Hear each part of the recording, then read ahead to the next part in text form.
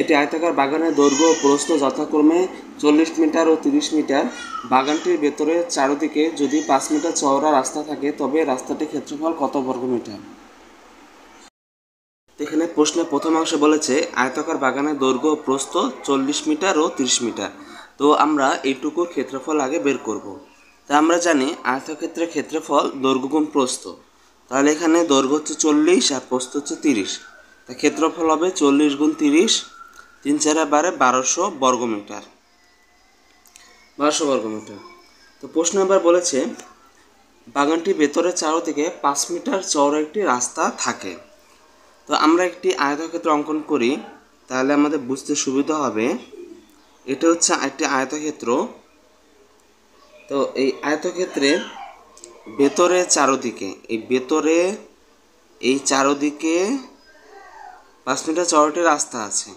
রাস্তা হচ্ছে এগুলা, এই পরিমাণ হচ্ছে এগুলো হচ্ছে রাস্তা। তো এখানে দৈর্ঘ্য হচ্ছে এখানে 5, এখানে 5, প্রস্থ এখানেও 5, এখানেও 5।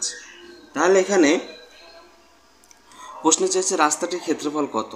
তো এখানে 1200 হচ্ছে পুরো বাগানটির ক্ষেত্রফল। তো এখন আমরা বের করব এই রাস্তা বাদে এই বাগানের ক্ষেত্রফলটা কত। তো এখানে রাস্তা বাদে বাগানের ক্ষেত্রফল বের করতে হলে এই দৈর্ঘ্য 40 থেকে বাদ যাবে এই 5 যোগ 5 10 মিটার, তাহলে এখানে হবে 30 মিটার। এবার প্রস্থ ক্ষেত্র তাই, প্রস্থ থেকে বাদ যাবে 5 যোগ 5 সমান এখানে 20। তাহলে